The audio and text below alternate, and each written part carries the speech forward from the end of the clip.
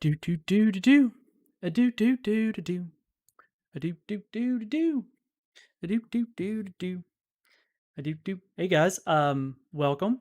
I appreciate everybody that's here so far. If you can hear me, let me know. Yes, Ruben, the official live stream starts in 30 minutes. We're just doing a pre-show right now. Hey, I know you don't care about the mattress, but it took me a second. I've been sleeping on a sofa all week because that thing's 2 days late getting here. So before we get started on going through all of the good things that we're going to do, if anybody could give me some feedback on the audio, because last time it was way too loud. And M mode, yes, it's a memory foam, king size. We finally built up our bed and just said, screw it, we're going all in. So hopefully, and it's not a purple mattress. I'm so sick of purple mattress ads that I decided not to buy one from them. So they're gone. They're out of the question. Show the mattress. It's actually being brought up right now. I went ahead and signed for it. So they're dropping it off. I apologize for the almost late start. With a cold beer, I am jealous of you. I have water. Water is the name of the game. In sync. Cool.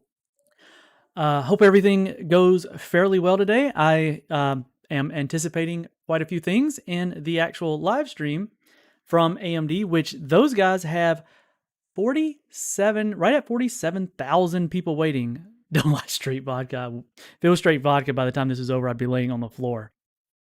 But hopefully by the end of this, we'll finally, after all this time and after all this wait, we'll have all the details on Big Navi. Now, I presume that we're not going to get all of the details as far as performance. We're going to get some performance expectations because everybody likes to do that for these big announcements.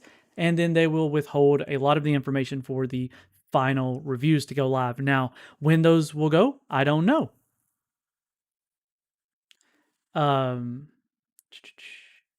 Being on the floor, gang. Yeah, well, let's see. Now that things are going, Big Navi, it's kind of a big deal. So we've been waiting for this for a very long time. Since, well, the 5000 series, since they started the RX 5700 series was announced. We were waiting for... I apologize if you hear a lot of banging around going on outside there. They're coming through the door with everything. So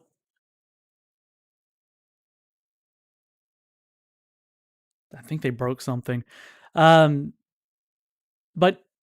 we've had the Ampere launch. That's kind of come and gone, at least through the 3070. We had our review up yesterday for the 37 Founders Edition. It's sitting right here. I've got it still just sitting on the desk here. It's not a coaster. Don't worry about that. But so Big Navi, we know, is Navi 2X, RDNA 2 based.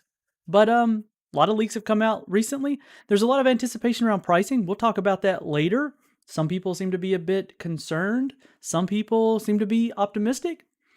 I've got my thoughts. We'll get to those later. I actually have them saved on screen, so you'll be able to see those. The stream is a solid 15-second delay.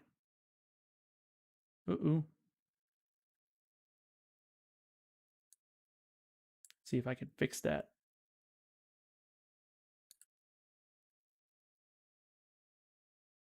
See if maybe resetting it.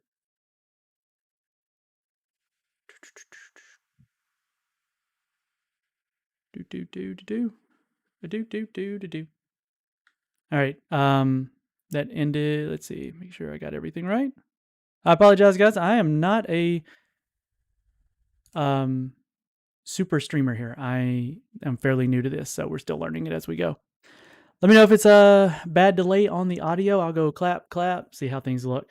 But let's get into talking about Big Navi, like what to expect. So I've got some articles pulled up, and we'll talk about these as we go. Look, so here we go. RDNA 2 based graphics card. I'm going to move my mouse out of the way. Let's see here. RDNA 2. So the biggest things we got going on here is definitely, we've got the 6900 XT. That's looking to be the top dog, right? So 5,120 stream processors, 80 compute units.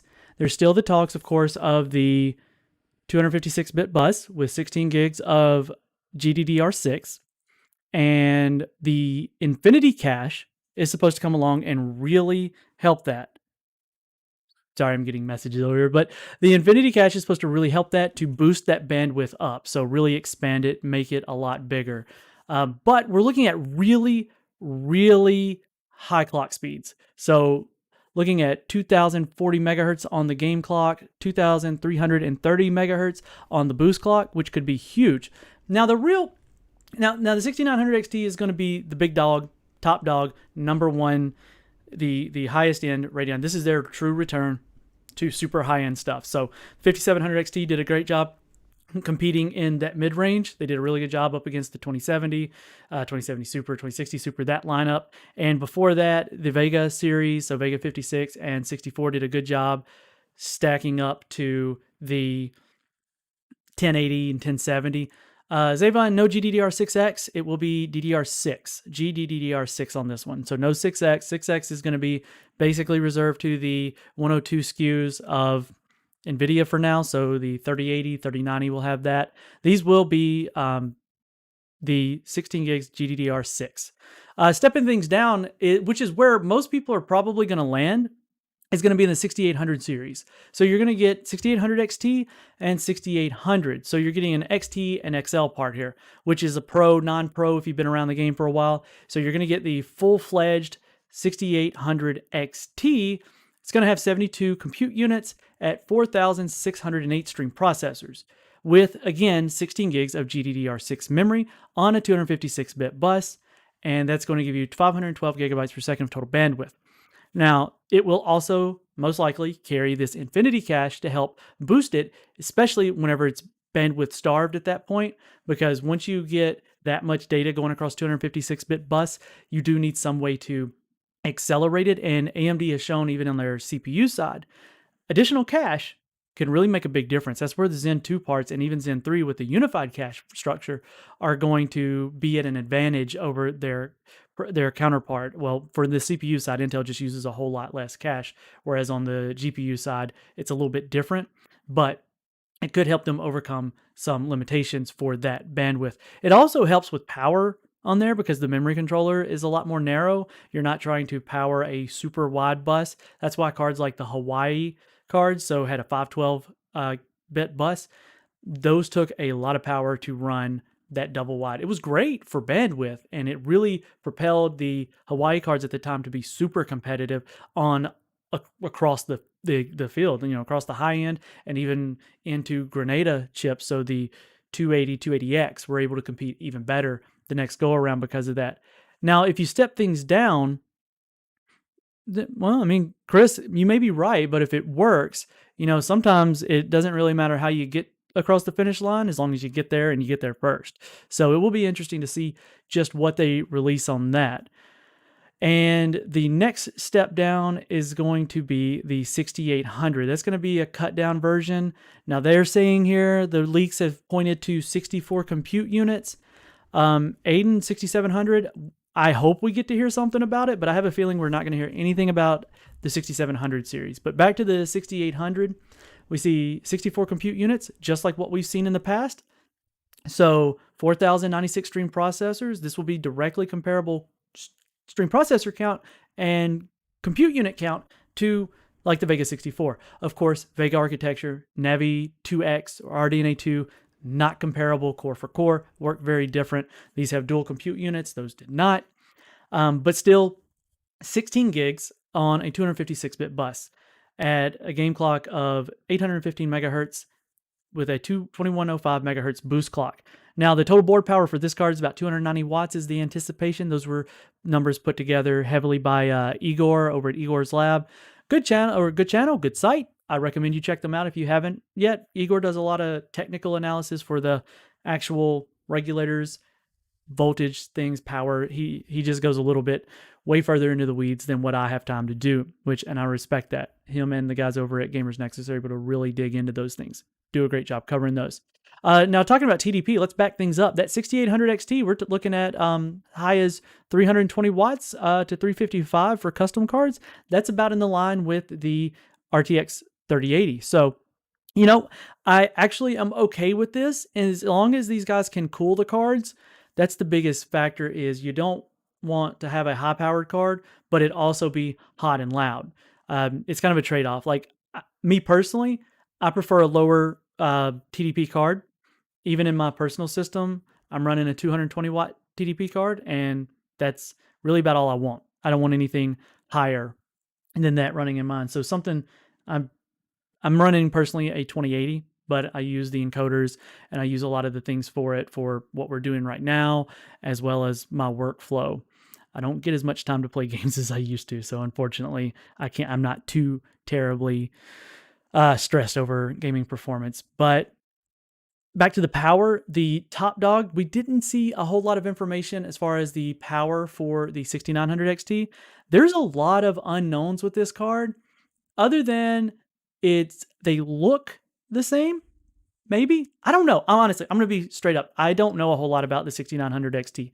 The 6800 XT, I'm a lot more confident in these numbers and everything, and I think what we saw at the Ryzen 5000 series showcase was the 6800 XT. So I do think they were holding back for something a lot bigger, but I also think it's going to be a whole lot more expensive. Now the question is, will it be uh, air cooled, water cooled? If it's air cooled, how thick is it going to be? I know the 3090 is a freaking monster. There's no other way to describe it. It is a big, ferocious GPU, to use their marketing terms, because it's absolutely insane how big that card is. Now, if we see that with, I think it's okay. I think NVIDIA has released this, and they've basically said this generation, it's okay to push the power envelope. And that's giving AMD a little bit, probably more room to work with than what they had originally planned for. So, do I think yeah, if you got a 500 watt PSU and you want something like a 3080, you're going to want to get a new power supply. Let's see here. That's where we're at with that. So I think those are going to be the three cards that we see today. I think they're going to focus very heavily on the 6800 XT and the 6800. As far as performance, I think we've already got a taste of where the 6800 XT comes in, and it's right there around where the 3080 looks like. So it could be 30. See, it could go depending on what titles, what settings, and how you do it. It could be the same, it could be better, it could be worse. The biggest unknown for all of these is how RDNA 2 is handling ray tracing. And they're going to do it. So it's a big thing this time. And I know this is the second generation for NVIDIA cards to support ray trace, hardware-based ray trace acceleration. But I've seen a lot of talk in a lot of different directions regarding how AMD will do it. Now, I want to bring up, let's see here, this one here. This is a big one. So this is the article that's what we're getting to, Zavon. We're getting to that. So faster than GeForce RTX 3080 at 4K and the rasterized benchmarks that were leaked. So here's the numbers. Now, if you want to go back, just out of curiosity, I pulled up some numbers while I was doing the 3070 review while comparing these. And the 5700 XT, this and the 2080, these were very similar numbers. Not the same numbers, but similar in performance. So Firestrike, there was times that the 5700 XT actually did better, but when you move to Time Spy, it didn't. Now, what we didn't have back then was the ability to run the 5700 XT on Port Royal. So it doesn't have hardware-based ray traced acceleration.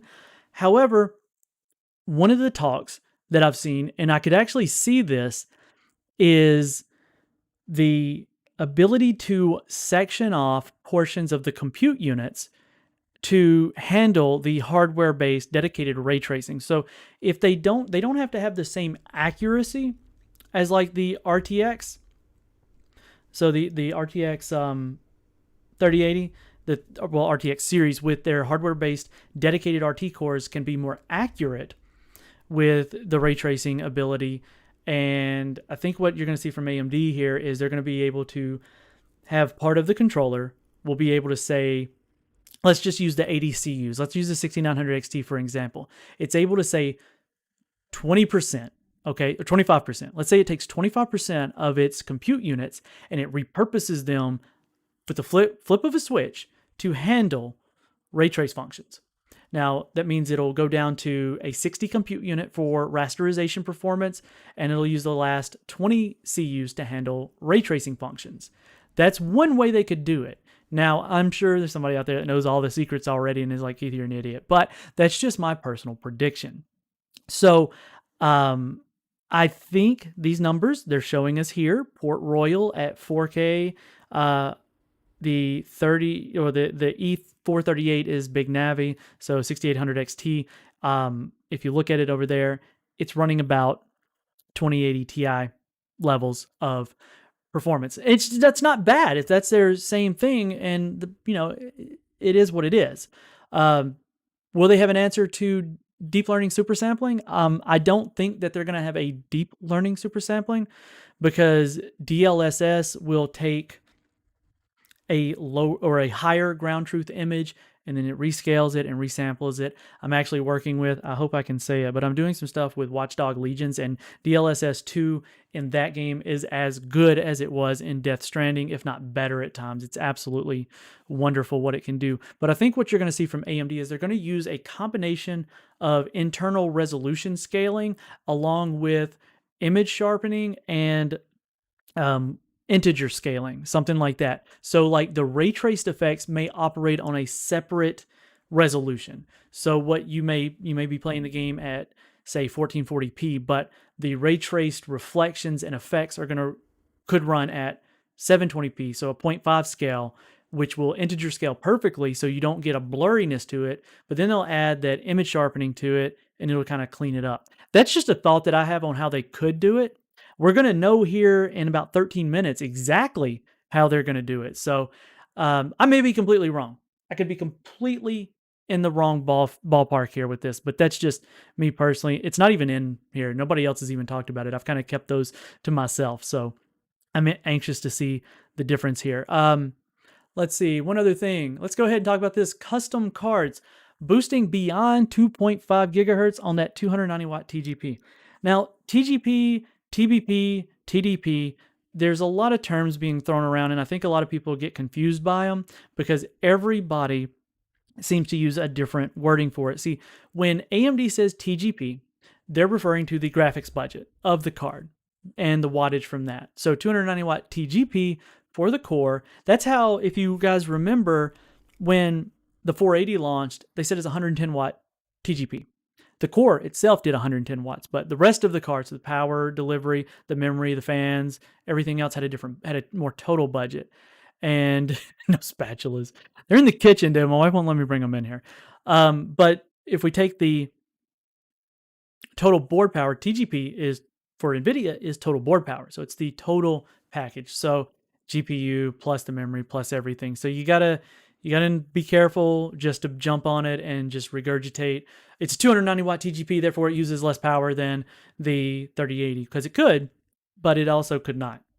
Now, these are huge clock speeds. Now, this is Patrick Scher's leak that he had the other day. We did a video on that if you caught that. And that's on TV. Anyway, these are huge clock speeds. And one of the things that he brought in and said that these clock speeds that you see here, they're variable because in between runs and everything. I think what we're going to see here is what we're seeing here is they were running different workloads. So these things are very flexible in the level that they can boost. So you got your base clock, and then it can boost. So the lighter the load, which would be something like Firestrike, will allow it to boost further. And then when you boost into something like Time Spy, which is going to use more components of the GPU, that boost clock is not going to be quite as high. So you're going to lose some of that boost clock. So it's really going to be API dependent, CPU dependent. Now that, speaking of CPUs, and before we get to a couple of last things as we get closer to the full unveiling, we're going to talk about pricing here in just a minute. So I want to hear some of you guys get ready for your pricing on the 3 cards. So we already agree we're going to see a 6900 XT. That's going to be your one more thing maybe. Then the 6800 series is going to be the big focus. So 6900 or 6800 XT and the 6800 non-XT, the vanilla one. And I think you're going to see a bigger gap between those XT and non-XT than what you saw in the past. So like the 5700, so close to the 5700 XT, I don't think you're going to see that this time. I think they're going to keep it so far apart that you're really going to have to make the decision one or the other. Although you're still going to get 16, we'll find out again, you should get 16 gigs on both. It wouldn't surprise me if that 6800 gets a 192-bit bus with 12 gigs, but that's a whole different thing. Let's get into The next thing I want to talk about, encoders. I've seen a lot of questions come through here asking about will they have something comparable to NVNC, the NVENC encoder, which is what I'm using here. I use it for a lot of things. It's super good. AV1, I believe you're going to get AV1 support. I see somebody asked about that. AV1 is on the Ampere cards. I think you're going to see that as a new standard. Both of them are going to do it. I don't know. I think you're going to see something to try and compete with the NVIDIA broadcast system, because at first it was going to be RTX voice. You guys remember that? I'm actually using it now. And at the beginning, whenever freight was being brought in through my front door, you didn't hear it, but it sounded like my house was falling apart. So I think we're going to see something like that. I really do. I will be more surprised if we don't see an NVIDIA broadcast competitor. And a lot of that has to be with what Scott Herkelman had to say regarding broadcast. He mentioned and said that, hey, that's great. And do you think he's going to say that's great without trying to have their own solution? Yusabara says DLSS. That is definitely going to be super important going in, because even Ampere cards, when you turn on ray tracing functions, it hits hard. And I know a lot of people are like, well, that's NVIDIA's implementation. You guys got to remember, NVIDIA did a great job marketing RTX to the point where everybody seems to think that NVIDIA owns ray tracing, and they don't. Those ray tracing functions for DX12 games are built into DX12 API, which is DXR. It's DirectX ray tracing. It's not NVIDIA specific. Now, the Vulkan path ray tracing is a lot to do um, with NVIDIA. They have a lot to do with that. So somebody has to do it. But DLSS in its original form, I completely understand everybody's criticism with it. When it came out on Battlefield 5 and Metro Exodus and even Rise of the Tomb Raider or Shadow of the Tomb Raider, there was reasons to be very critical of it. But when DLSS 2.0 come along, so you got that in Wolfenstein Youngblood, fantastic. DLSS 2.0 in the other, you guys got me distracted. DLSS Death Stranding was superb. Control, absolutely wonderful. And in Watchdog Legions, super good. So we'll have to see how that goes. AMD will have some type of answer to it. I don't know what it's going to be. It could be something similar to what Sapphire did with Sapphire Boost, where they run an 80% internal resolution with the Radeon image sharpening to try and clean it back up. So we'll see. We're going to get those answers here in just a bit. As we roll out, I want to talk about pricing. Boom. Those are my pricing predictions on screen. I did it right there. I've already done these. If you can see here, 7:30 a.m. this morning, I made my predictions for the 6800 and the 6800 XT. If you're going to get 16 gigs of RAM and you're going to get the good performance, I don't foresee them cutting those prices. Dominic, AI tensor cores. I don't think you're going to see tensor cores on here. I think you're going to see, in addition to disabling those cores for RT functions, I think they're going to do double duty there. Callum, how many RTX games do I think will work with the new AMD cards? I think all of them, and I don't think that there needs to be updates to the game. I think you may not get the DLSS function, but the DXR ray tracing functions, I predict, will be fully available the second the cards are available. And whenever that driver comes out, I think that's when we're going to see that. We could very well see rollback support for the 5700 series for original Navi to do the same thing. Do I think AMD has lost the game in RT as NVIDIA pushed their proprietary libraries or proprietary? Nuff, I don't know. I can't say that I think they lost the game in RT, but I think they are behind the game in RT because the consoles are going to have it. To what extent, we'll find out. And it's sorry guys, it's very dry in here and I needed some water. So that's my pricing right there. 6800, so the Navi 21 LE or XL, not LE, XL. 549. I think we're going to see a 16 gig card. If it's 12 gigs, I move that to 499 to match the 3070. I think they're going to shoot for slightly better performance. They're going to ask the money. They're going to demand Uptown New York City, DLSS is NVIDIA exclusive feature. AMD would have to implement their alternative to that. So NVIDIA uses their servers with their to utilize their tensor cores in their GPUs to take advantage of DLSS. So that will definitely remain proprietary. They're going to hold on to that. That's their baby, man. I'm telling you, it's going to be huge. Why would they charge the same for the RTX with considerably less RT performance? Well, we don't know if it's going to have the conventional performance. I don't think they're going to hold their money back. I really don't. I don't think they're going to try and undercut too much. I think that they feel like they're in a good spot competitively with everything else, and maybe that's the one thing they concede on. 6800 XT could be faster than the 3080, but lose on the RT side. And now I feel like if they think that it's not there yet to the point where maybe they don't take a hit on it, maybe they feel confident. People have been waiting for it. It's probably not a cheap card for them to make. So, and Chris just point out on the very important thing, AMD is definitely trying to become a more premium brand. I'm going to go ahead and flick over here. Guys, a lot of questions are asking, when does it start? Starts in 2 minutes. And just like with the RX 5000 series, as soon as it starts, I'm going to turn the camera off and mute the mic, and we will we'll enjoy the show. Yes, so if you're leaning towards $599 for the 680 XT. Now the alternative prices that I had anticipated, those are the ones, so that because I got kind of kicked around with the RX the Ryzen 5000 series. If you guys remember, if you were here for that, I predicted about 50.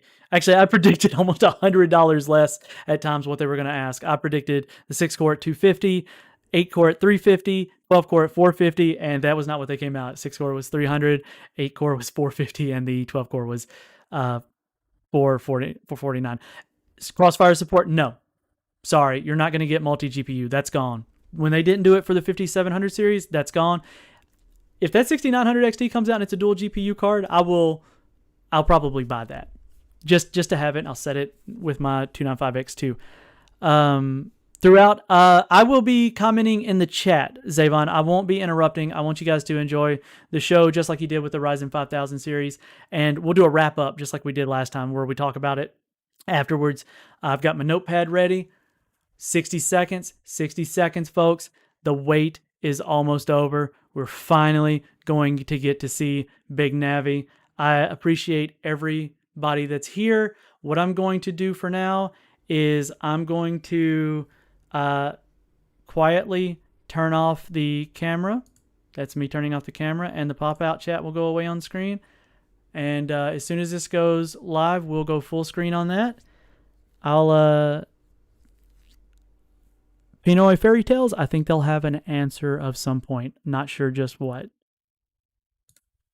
Go ahead and let that through. All right, guys, I'm going to mute my mic. I'll catch you guys in the end. Let's see what happens.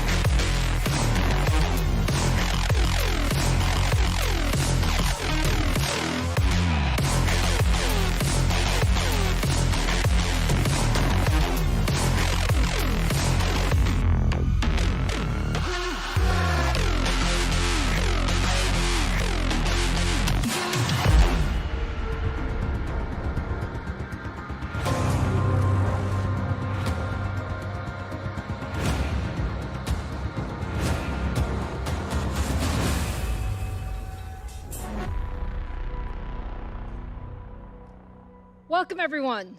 Thank you all for joining us today for this second half of our next-gen PC platform launch. I loved seeing all of your excitement when we introduced the Ryzen 5000 series a few weeks ago. It was actually the most watched launch video in AMD history. And I must say, we're very proud of what Zen 3 brings to gamers. But today is all about Big Navi. I'm really excited to show you the new RDNA 2 architecture and our full stack of Radeon RX 6000 series products. As you know, we brought the first generation of RDNA architecture to market in 2019 with the Radeon RX 5700 XT. And with the combined launch of the 5700 XT and the Ryzen 3000 series, AMD became the first company to introduce a high-performance CPU and GPU together. And we delivered a winning combination of computing and gaming performance, including CPU and GPU of the year in 2019 from PC Gamer. Now, 2020 is really the year of the gamer. I know many of you can't wait to get your hands on the next-gen consoles. Whether it's the Microsoft Xbox Series X and Series S or the Sony PlayStation 5, we are so proud that AMD is enabling these incredible gaming experiences, which is why we like to say that AMD is where gaming begins. Now, earlier this month, I showed you our new AMD Ryzen 5000 series, the world's best gaming processor. Our next-gen Ryzen processor combines absolute performance leadership in single-threaded performance, gaming, and creative workloads with leadership performance per watt. And for millions of you, it's a drop-in upgrade to your existing AM4 motherboard. Now, as successful as we've been with Ryzen, many of you have asked us to compete at the highest end of gaming GPUs as well. And today, we're ready to show you exactly what we've been working on. I'm so excited to show you the Radeon RX 6000 series. It's absolutely the most powerful gaming GPU we've ever built. I think you'll be pretty pleased with what you see. I often talk about the fact that we're on a journey, and we are on a journey. Just like with our Zen CPU architecture, we're on a multi-year journey in GPUs with our RDNA architecture. We designed RDNA specifically for gaming, and our first-gen RDNA products delivered 50% better performance per watt over our GCN architecture. We wanted to take another big step with RDNA 2 and deliver another 50% generational improvement in perf per watt. And with RDNA 2, we also set the very ambitious goal to deliver leadership gaming performance. And now I'm very happy to show you for the first time, Big Navi. This is the chip at the heart of our high-end Radeon RX 6000 series. 26.8 billion transistors built with leading-edge 7-nanometer process technology. Big Navi is our first product powered by RDNA 2. We have made incredible progress on the architectural front.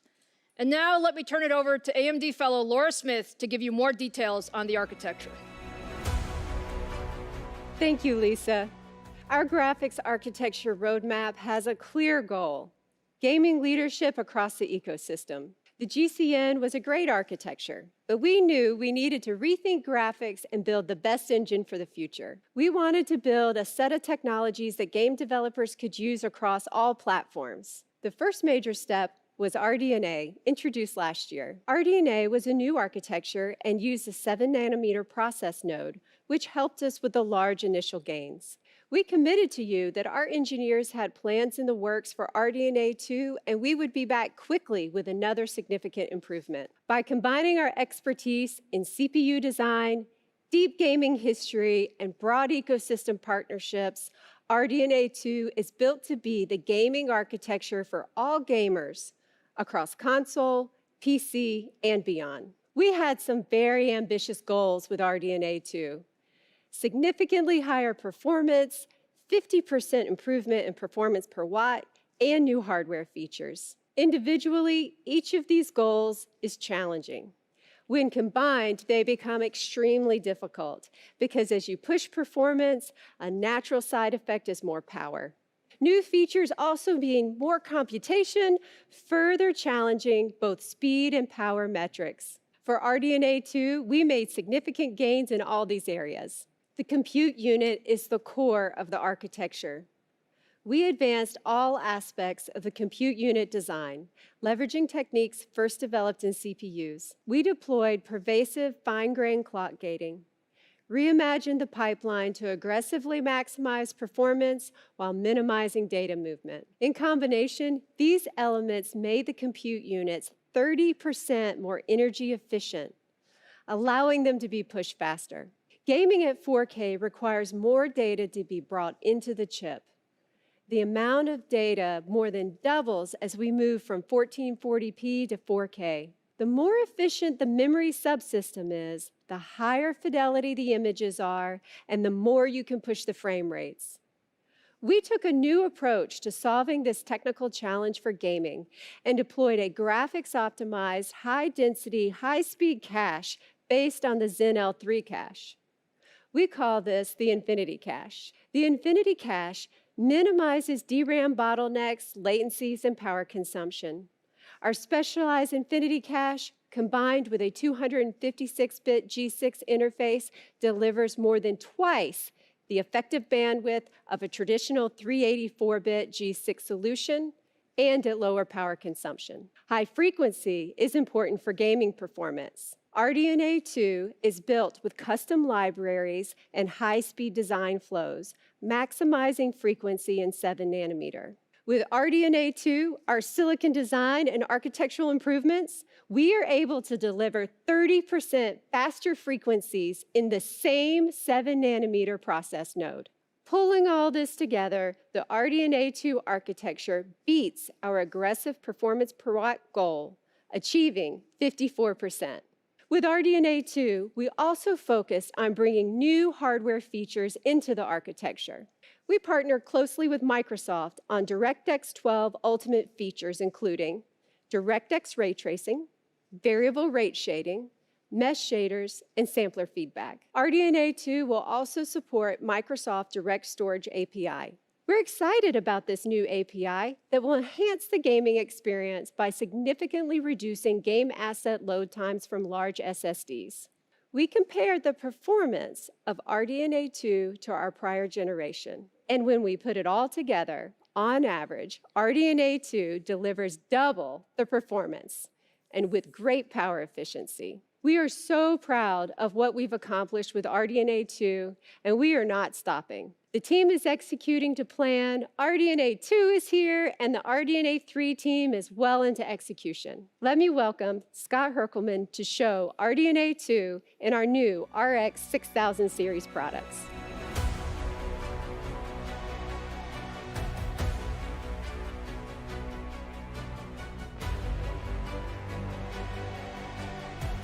Hello to all of the gamers tuning in, and welcome to our Radeon RX 6000 series product reveal.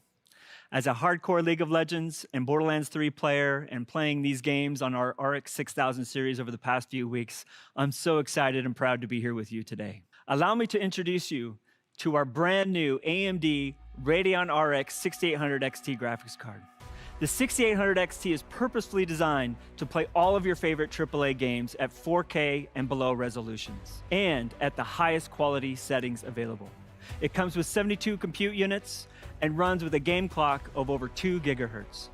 This card features a 2.25 gigahertz boost clock that pushes some of the highest frequencies we've ever achieved, all thanks to the incredible work done by our engineering team on the RDNA 2 architecture. The 6800 XT will also feature 128 megabytes of Infinity Cache that is power efficient while driving the bandwidth needed for high resolution gaming. Paired with 16 gigabytes of blazing fast GDDR6 memory, you'll be ready for the most demanding high resolution games that you want to play. And we've delivered all of this incredible performance with a total board power of just 300 watts. As you can see, the 6800 XT not only delivers on 4K 60 frames per second, but in most cases, it overperforms. We've been maxing out all the settings in games like Battlefield 5, Borderlands 3, and Call of Duty Modern Warfare, and the performance has just been awesome to experience. Let's take a look at how the 6800 XT competes head-to-head against the latest offering from the competition.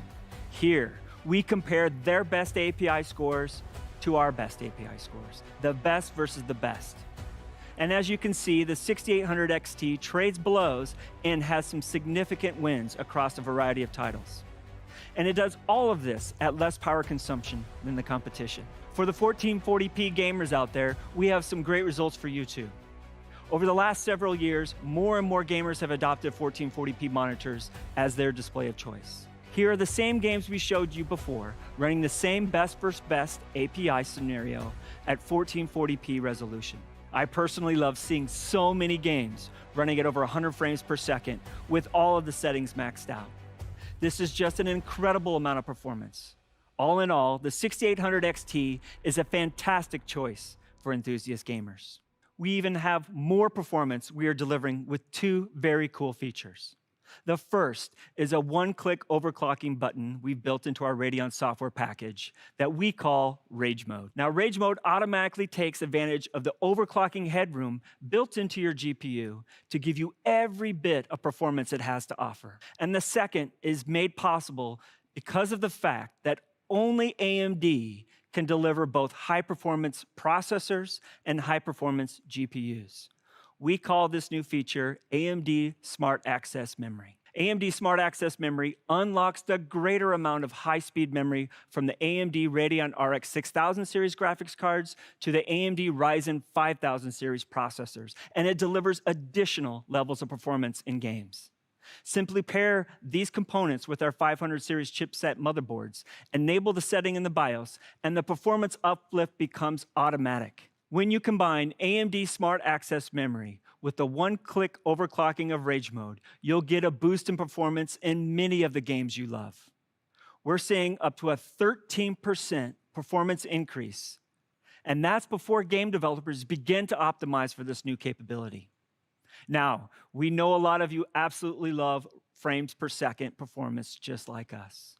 However, we can also improve the game experience by reducing latency.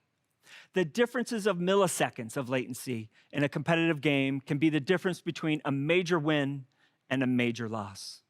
Last year, we pushed the industry to recognize there was a better way to provide competitive gamers with less latency from mouse click to the screen, giving competitive gamers who own the RX 5000 series a serious leg up on their competition. Today, we are pushing the boundaries again and further reducing latency in competitive games for even better results. Combining the latest implementation of Radeon Anti-Lag with the FreeSync monitor can reduce lag in your DX9 and in your DX11 games. In Fortnite, for example, gamers can realize up to 8 milliseconds of latency reduction by simply enabling this feature in Radeon software. More recently, we introduced Radeon Boost, a unique feature that's a step beyond anti-lag. For select games, Radeon Boost offers dynamic resolution in response to your mouse or controller inputs, leading to higher frame rates and, as a result, quicker responses to your input. Both Radeon Anti-Lag and Radeon Boost can be enabled via the Radeon software that comes with your graphics cards, and neither of them require a proprietary API or a game integration to provide latency-reducing benefits. As you can see, the combination of these technologies can contribute up to 37% latency reduction in highly competitive games like Fortnite running at 4K. Now, performance is king, but let's talk for a minute about how we are improving the visual experience as well. With full hardware support for DX12 Ultimate, the Radeon RX 6000 series is ready to enable ray tracing and variable rate shading in upcoming titles.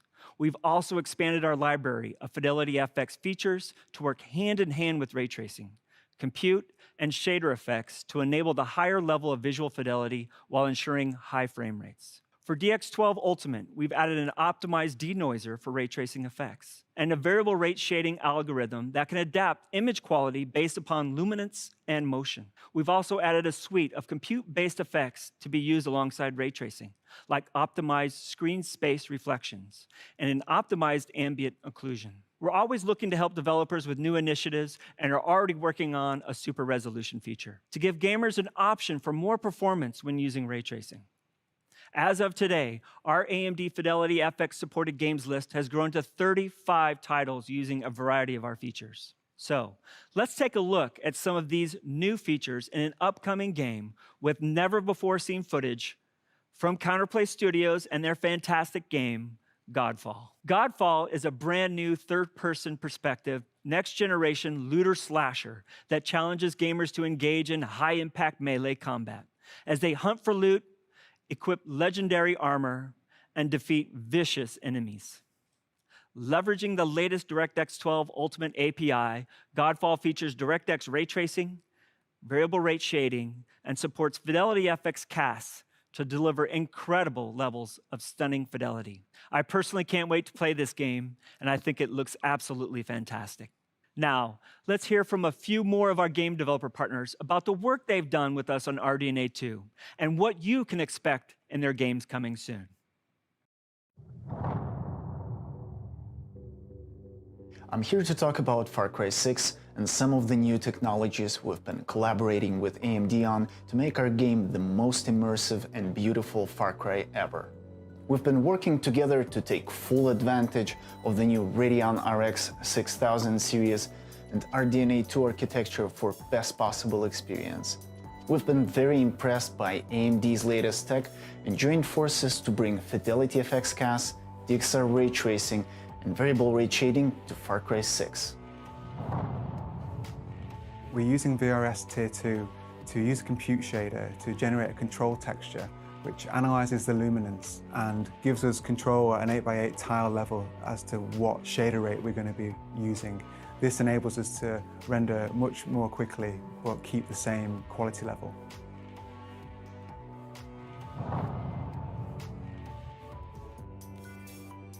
We're excited to team up with great partners like AMD to bring some new features to World of Warcraft. World of Warcraft is built on a custom engine using the DirectX 12 Ultimate API. Another great feature on the RX 6000 is DXR ray tracing. Here you can see ray tracing evident in how the shadows are interacting with your character. What you're seeing involves incredibly complex computations on the RX 6000. This is a level of realism that hasn't been possible until recently.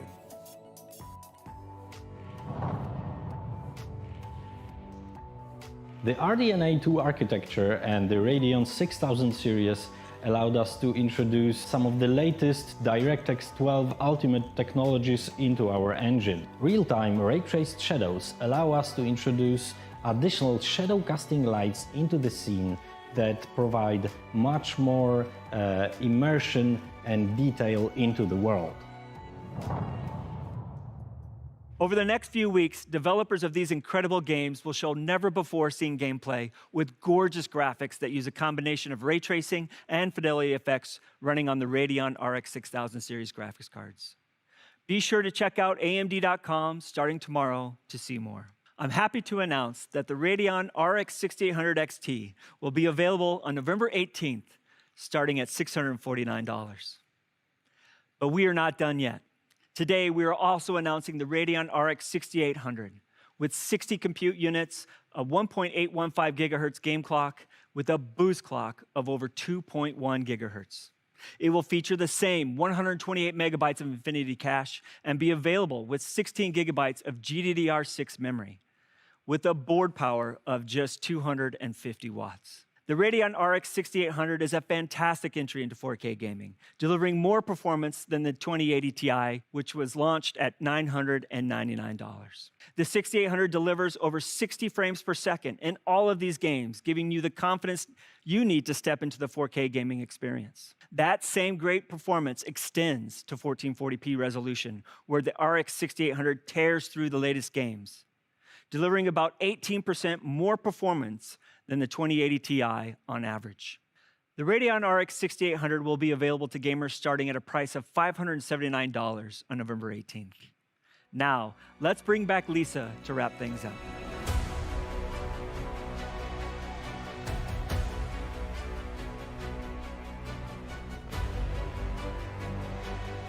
Thanks, Scott and Laura. The AMD Radeon 6800 XT and 6800 deliver simply incredible 4K and 1440p gaming experiences. This is the power of RDNA 2. And once we add the smart access memory technology, gamers can even get higher frames per second when pairing Radeon 6000 GPUs with Ryzen 5000 series. Now, I saw online that some of you were wondering which Big Navi product we previewed during our Ryzen 5000 launch earlier this month. For the record, that was the 6800 XT. But you know, we always save the best for last, and I always get the most fun jobs. So today, that means I have one more GPU to show you. We didn't stop with the Radeon RX 6800 XT. We knew that the RDNA 2 architecture could give gamers even more. I'm so excited to share with you for the very first time the AMD Radeon RX 6900 XT. Now, isn't this just absolutely gorgeous? And you'll see that it's actually relatively compact for all the performance that it delivers. It's actually the same size as our 6800 XT card. Our top-of-the-stack Radeon GPU is built for the ultimate in 4K gaming performance. The 6900 XT combines 80 compute units with a 2.25 gigahertz boost clock to deliver even more performance at the highest settings. With 16 gigabytes of graphics memory, the 6900 XT is ready for the most demanding next-gen games.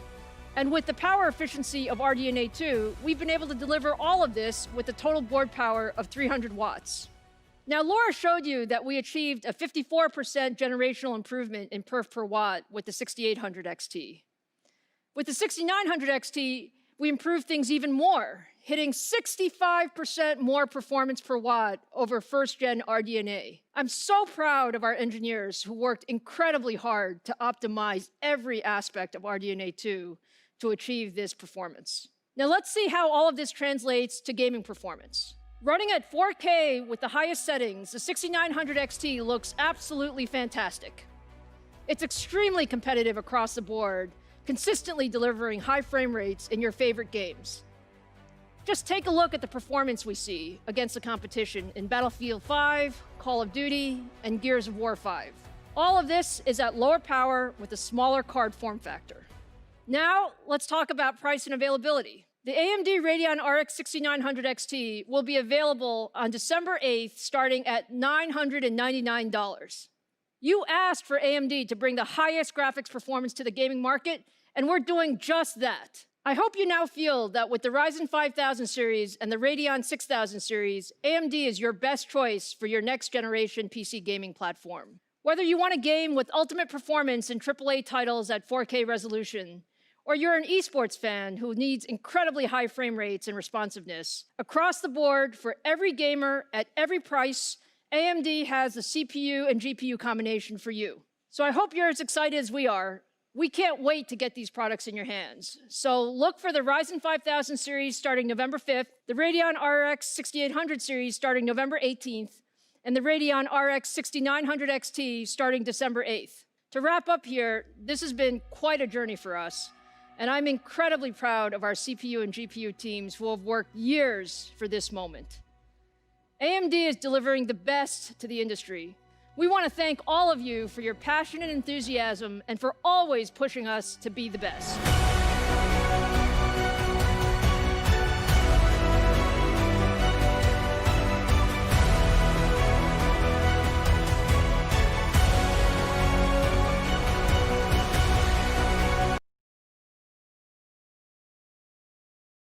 Well, folks, there it is. There was the whole presentation. So what do you guys think? I'd love to hear something. You know, you're on there. Might as well let you out. November 8th. Is November 8th what they said when the 6900 XT? I totally missed that part.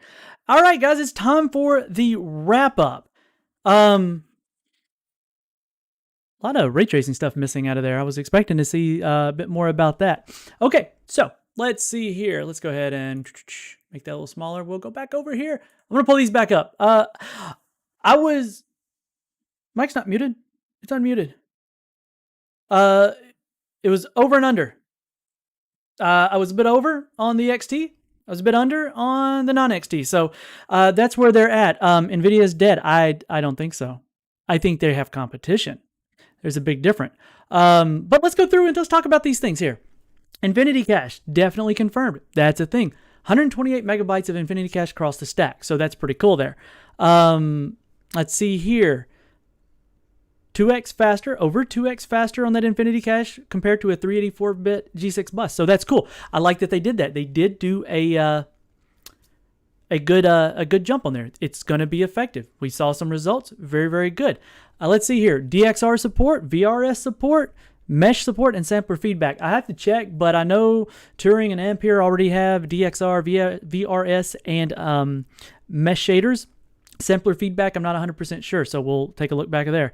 Now, they do have, this is very interesting, that one-click overclocking with that rage mode, that seems to be a good indicator on a lot of the leaks that we saw where the numbers were really, really high. I can almost guarantee you those were being in effect.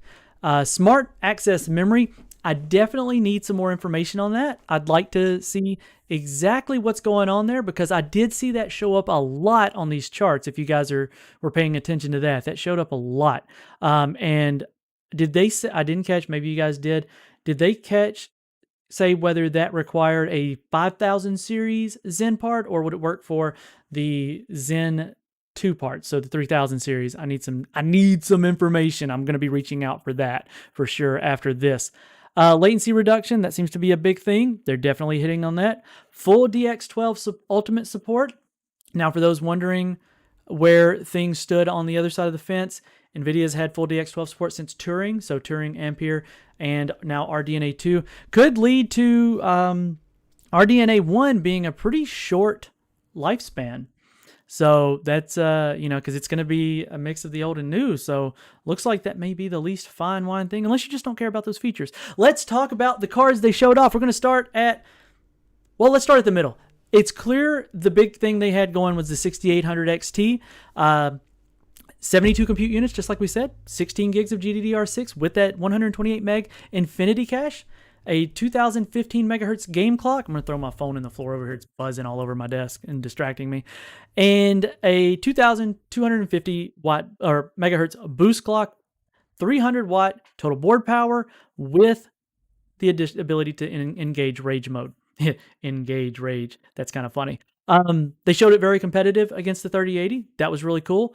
November 18th, $649. So $50 less, and then we'll wait for AIB pricing to see how that kind of shakes out. 6800 came in a little bit more than I expected at $579.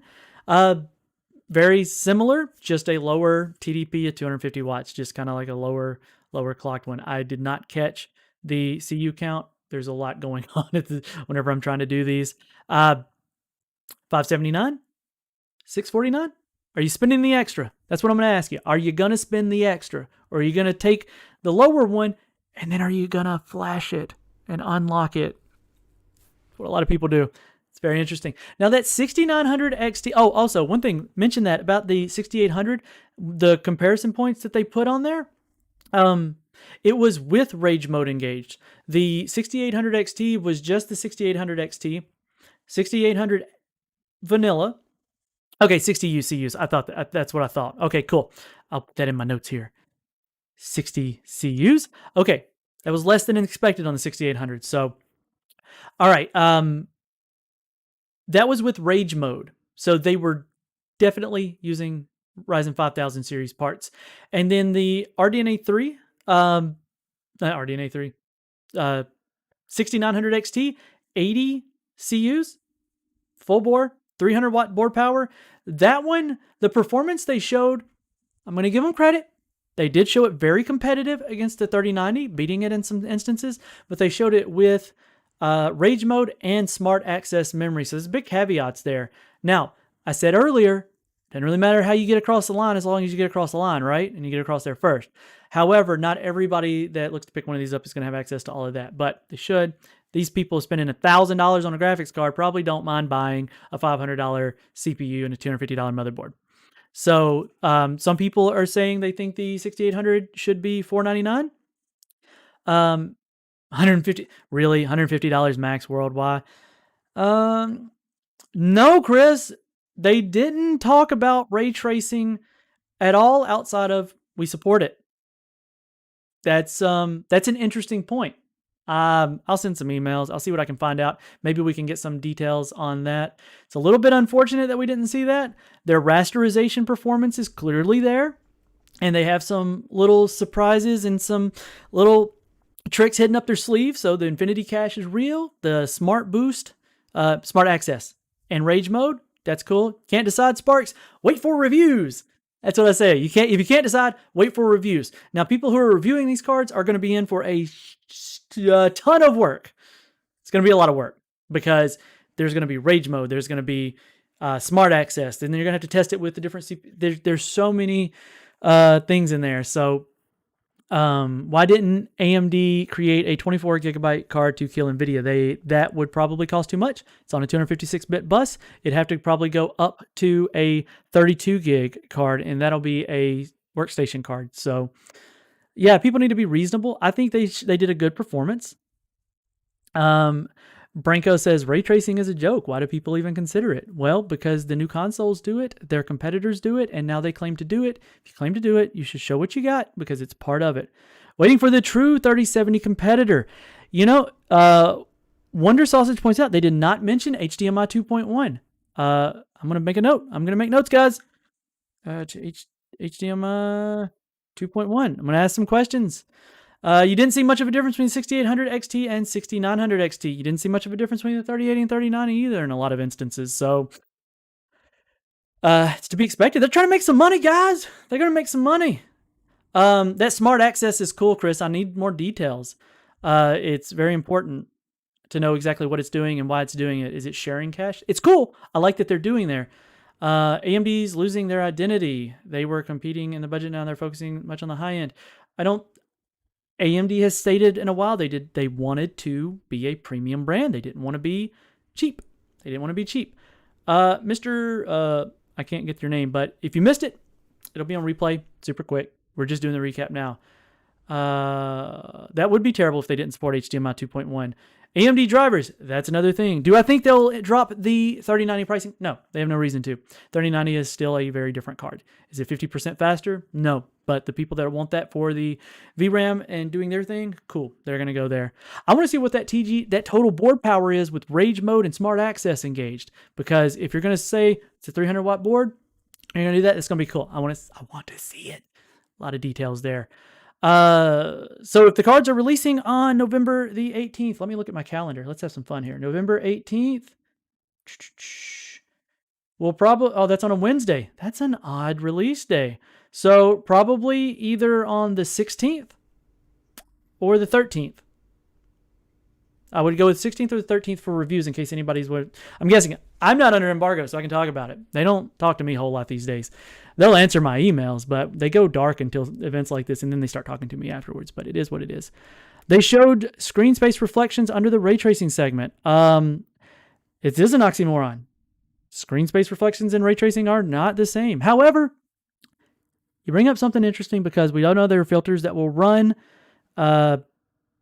stuff with ray traced screen space ray tracing. Do I think 16 gigabytes will be deciding factor between 6800 XT and 3080? No, I don't think so. At that level, I think people know what they're getting. They'll consider it, but I don't think it's going to I don't think the VRAM is going to be what sways people. I think it's going to be the games, the features, the ancillary stuff. I was surprised. I didn't see any response to NVIDIA Broadcast. They still have that. And if they launch in the same quantities that we've seen so far this year, Not a good sign. If they can get enough out there, they're going to sell. I think a lot of people want these cards. You guys have clearly shown in the comment section that people are excited about these cards. So there's a lot to be excited about. I am really bothered by the lack of ray tracing performance. Do I consider it a win or a loss for AMD? I consider it a win in the sense that they are showing that they are competitive in the high end. The pricing is still competitive. However, the other side of that component, if you don't care about ray tracing, it's an absolute win. If you care about ray tracing and forward things like that, you're still going to be waiting for some answers. They did not mention any. They were okay. So DLSS comparison, and then I'll get into the 5700 XT and why that's important right now. I'm gonna switch here so you guys can quit worrying about my Twitter. You can look at these, see how close some of these were. I don't think they're going to have a DLSS competitor, but I think they're going to be very, very entrenched in variable rate shading. The problem with being entrenched in variable rate shading for those DLSS type things, remember we talked about before about, no, the DLSS is copyright, but the idea of that Naruto is what they're talking about. Turing and Ampere both support variable rate shading. So, So we're going to, that is going to come into play. If you do things that will benefit variable rate shading performance on these cards, will also benefit the Turing and Ampere cards. It will not, because somebody mentioned the 5700 XT, RDNA 1 will not benefit from those. So your RDNA cards, if you're buying 5700, 5700 XT, 5600 XT, those benefits are not going to backport. This is going to be a very hard bridge to cross. It's a barrier. We've hit a barrier. So there is a before these things were supported and after these things are supported. RDNA 1 will not support these things, just like Pascal will not support these things. Turing, Ampere, RDNA 2 do support these things. Workstation market, I think they're going to have a leg up. That VRAM is going to help them there. So if you're using things that use OpenCL and you don't worry about CUDA performance, I think those people will be very interested in seeing how that does. Do I think you should buy 3080 or wait because the benchmarks sort of one-sided? Little aspect, if you can't make your decision based on what you know today and you can wait, I would wait. Will this drop to 5700 XT pricing? I think you're going to see 5700 XT pricing not go a whole lot of places because these cards are way more expensive than what market those are targeting. RDNA kills RTX 3000 double precision. What if RDNA 2 is going to be monstrous? Very interesting. Another aspect that would help them with OpenCL workloads. Ray tracing is a gimmick and fake resolution trash. That is your opinion there, Golden Jaguar. A lot of people don't see that. Do you see the Infinity Cache indicative of them gearing at experimenting with multi? Yes. Infinity Cache could very well be a bridge to multi-chip modules for that. It doesn't say benchmarking or with or without ray tracing on or off. Jan, if they had ray tracing on, I can guarantee they would have said it. I feel like NVIDIA's optics would still be much better and faster. If you are using a program that uses optics, then yes. Now we know why the 3080 20 gig has been canceled for the moment. 3090 is a beast card and perform like a 3090. Well, if a 3080 20 gig was $999 and had 20 gigs, it would perform pretty close to a 3090. So I don't think that's why they canceled it, if it was ever even a thing at all. When will the benchmarks be out? The Tuesday or Friday before the launch on the 18th. So let's see. Golden DSS super nifty. AMD, NVIDIA is going to have a very good ability to market DLXS.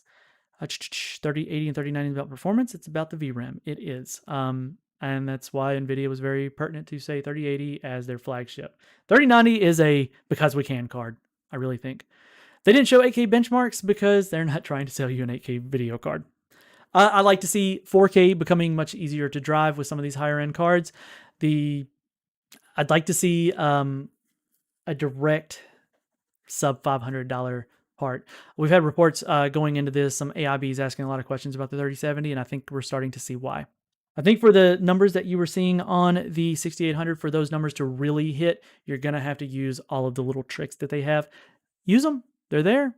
Might as well. A little aspect, screen tearing, variable rate shading or variable refresh rate can fix that. The bad drivers, I can't really. That's seems to be hit or miss. 6600 and 6700. I predict you won't see those till next year. You won't see those till after the 3600. 3070 is now in a very good spot. I did not think it was going to be as good a spot as it was. It's cheaper than the cheapest Big Navi. It doesn't seem to be much slower. There's 8 gigs of VRAM, but most people are going to buy those for 1440p. And in my testing of it, I even did Doom Eternal at Ultra Nightmare. That's supposed to hurt 8 gigabytes, but the only thing that it's slowed down from the memory is the bandwidth, and you can overclock it, and it overclocks like a champ on the memory. Yeah, you think you'll get your 6800 XT sooner than the 3080? I don't know. They said next month they're going to start ramping, supply's going to ramp up a whole lot. If you're not to pick the 6800, if you're a gamer, these are gamer cards, man. Do I recommend 3070 over 6800? I don't know. I haven't played with the 6800. Hard to say. Most games will implement ray tracing, especially in single player games. Yeah, and I've actually really been enjoying Watch Dogs Legions, and the ray tracing in that game, it's intense. And without DLSS, it's not really super playable, even on the higher end, the newer cards. So, Titan competitor. I think they could, Zeron. You think they left out ray tracing to keep the hype train going? Maybe. I don't know. We'll see. Let's see. It's I got 2 more minutes. Anybody got major questions? 2 minutes, and then we're gonna kind of call it a day. I really appreciate everybody having been here. This was great. Super success. I had some people send me messages elsewhere about super chats. We're not worried about that, guys. We just want you to be here. We want you to take part and have a good time. And share this with your friends. Subscribe if you haven't. So we try to bring you short, quick videos. These are the only ones that we do that are very long.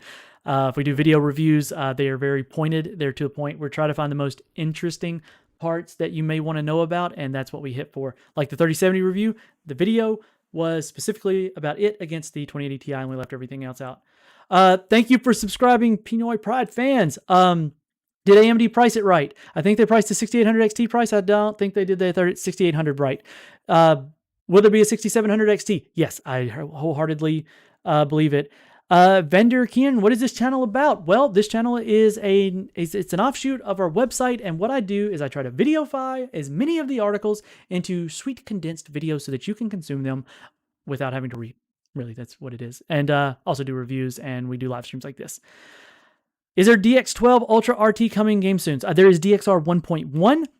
It is part of DX12 Ultra Ultimate. So that's thing. Thank you for subscribing, everybody subscribing. 6700 XT, definitely there will be a 6700 XT, 100%. Front time frame, I don't know. I would predict probably January. CES, it'll be a CES announcement, most likely. Ray tracing on AMD cards significantly worse than NVIDIA. Everything at this point identifies to Turing level. So 2080 Ti at best, not terrible, not bad. 6800, 550 max, that was my prediction. AMD has spent a lot of money on R&D. Yes, they are definitely getting their money back, and they're going to get it. And people have been waiting for these cards, and if they can be on the shelves, they will sell out. I predict these will sell out as quickly as the 3080s and 3090s did. They should have had the 6800, I think. I know it sounds like we're splitting hairs between 550 and 580, but I think 550 just fit better. Ransomware says these prices kind of suck. You know who to let know if you think that. I don't set these prices. They still lose in AI. We'll see. Waiting for benches. Price war dust to settle. If you can wait, I think this is the time to just relax, wait, unless you don't want to spend it much. Drivers polish. Looks like they're putting new features into the drivers. We'll see how that goes. I don't know if any of those features are going to roll back to the other generations. That'll be interesting to see. Could you see rage mode on a 5700 XT? Do you think anywhere that NVIDIA could have circle-baited AMD? I think the performance of the 3070 was a bit better than they anticipated. If you look at the actual results versus the performance charts that they they sent out, it did do better. 3070, I think it was almost boring in the sense that it just worked. The 3070 delivers. It's not hot. It's okay on power. I undervolted it. I wish they had spent more time with the voltages on these things. Because I was able to run it at 180 watts and get the same performance. Why didn't they do GDDR6X? Right now, I think NVIDIA kind of has a stranglehold on G6X. They helped Micron develop it. And if they're using Samsung memory, just like the 3070 is, then, well, $999 for the 6900 XT. That was dead on where I thought it was going to be. And if I have to say it, boom. Come at some point later, maybe announced, $999. Woo! I got something right. Guys, and with that, I think we're going to call it a day. And thank you so much, all, and we'll catch you in the next go around. I'm going to ramble as I find the end stream button. I don't know where it is. You just laugh at me. All right. Later, guys. You've been real. I've enjoyed every moment of it.